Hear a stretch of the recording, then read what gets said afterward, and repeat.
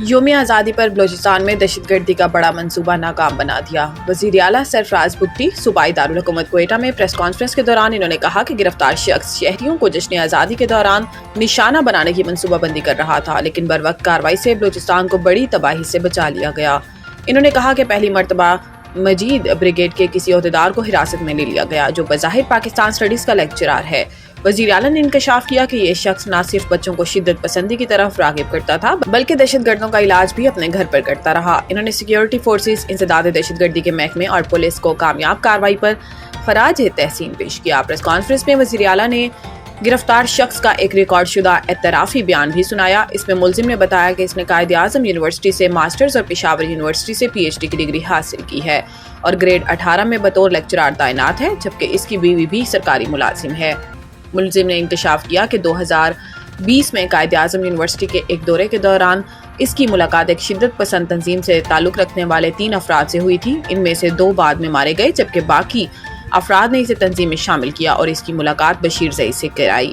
اس نے مزید کہا کہ تمام روابط ٹیلی گرام کے ذریعے استوار ہوئے اور کوئٹہ پہنچنے کے بعد اس نے گروہ کی ہدایت پر 3 کارروائیوں میں سہولت کاری کی۔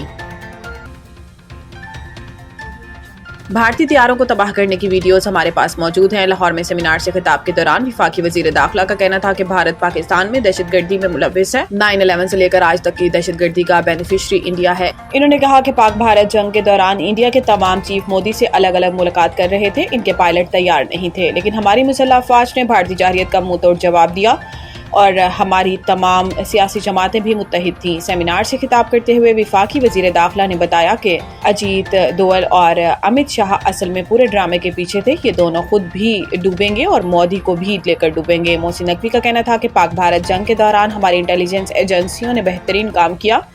جنگ کے دوران بھارت کے تمام منصوبوں کا ہمیں پتہ چل رہا تھا۔ وفاقی وزیر داخلہ کا مزید کہنا تھا کہ ہمارے ساتھ اللہ کی مدد تھی۔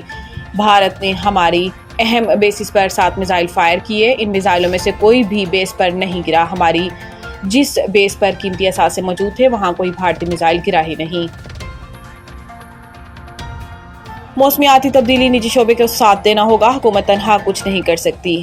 وزیر خزانہ پاکستان بینکس ایسوسی ایشن کی ورکشاپ سے خطاب کرتے ہوئے انہوں نے کہا کہ ہم پاکستان میں 2 خطرات، بڑھتی آبادی اور دوسرا موسمیاتی تبدیلی کا سامنا کر رہے ہیں۔ ورلڈ بینک کے ساتھ ایک فریم ورک کی بات ہوئی ہے جس کی 6 جہتیں ہیں، جن میں سے 2 موسمیاتی تبدیلی سے متعلق ہیں۔ یہ وقت ہے کہ موسمیاتی تبدیلی کے تناظر میں نجی شعبے کو حکومت کا ساتھ دینا ہوگا۔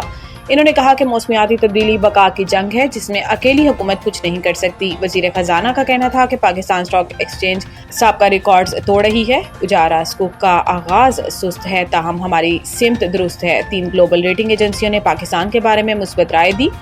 گیلپ سروے بھی پاکستان کے بارے میں مثبت رپورٹ کر رہا ہے۔ حکومت کو بجلی وصولیوں کے نقصانات 183 ارب کم کرنے میں بڑی کامیابی۔ اسلام آباد سرکاری بجلی تقسیم کار کمپنیوں کی نااہلی اور چوری کی مدد میں کیے گئے نقصانات میں بڑی کمی نہ لائی جا سکی، جس کے باعث قومی خزانے کو کھربوں روپے کا نقصان پہنچا ہے۔ گزشتہ مالی سال کے دوران ڈسکوز کے نااہلی اور چوری کی مد میں نقصانات صرف 11 ارب روپے کم ہونے کے بعد 265 ارب روپے رہے، تاہم وفاقی حکومت کو بجلی وصولیوں کے نقصانات 183 ارب روپے کم کرنے میں بڑی کامیابی ملی۔ مالی سال 2023-24 کے دوران بجلی چوری اور ڈسکوز کی نااہلی کے نقصانات 276 ارب روپے تھے، جو گزشتہ مالی سال 2024-25 میں 11 ارب روپے کی کمی سے 265 ارب روپے پر آ گئے۔ سرکاری ڈیٹا کے مطابق گزشتہ مالی سال ڈسکوز کی انڈر ریکوریز میں 183 ارب روپے کی کمی ہوئی، جس کے بعد گزشتہ مالی سال کے دوران ڈسکوز کی انڈر ریکوریز 132 ارب روپے رہی اور مالی سال 2023-24 میں یہ نقصانات 315 ارب روپے تھے۔ پنجاب دریاؤں میں پانی کے بہاؤ میں مسلسل اضافہ، قریبی آبادیوں کو محفوظ مقام پر منتقل ہونے کی اپیل۔ ترجمان صوبائی ڈیزاسٹر مینجمنٹ اتھارٹی PDM میں پنجاب کے مطابق دریاؤں میں پانی کی بہاؤ میں مسلسل اضافہ ہو رہا ہے، جس کے بعد تربیلا، کالا باغ، چشمہ اور تونسا کے مقام پر درمیانے درجے کا سیلاب ہے۔ PDM کے مطابق تربیلا کے مقام پر پانی کا بہاؤ 3,30,000 کیوسک، کالا باغ کے مقام پر پانی کا بہاؤ 4,32,000 کیوسک، چشمہ کے مقام پر پانی کا بہاؤ 4,80,000 کیوسک ہے، جبکہ تونسا کے مقام پر پانی کا بہاؤ 4,54,000 کیوسک ہے۔ ترجمان کا کہنا ہے کہ دریائے ستلج میں گنڈا سنگھ والا اور سلیمان کی کے مقام پر نچلے درجے کا سیلاب ہے۔ گنڈا سنگھ کے مقام پر پانی کا بہاؤ 65,000 اور سلیمان کی کے مقام پر 69,000 کیوسک ہے۔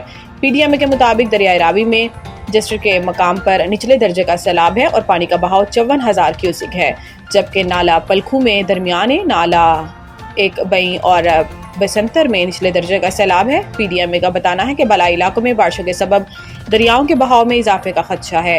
دریاؤں کے پات میں موجود شہری فوری محفوظ مقامات پر منتقل ہو جائیں۔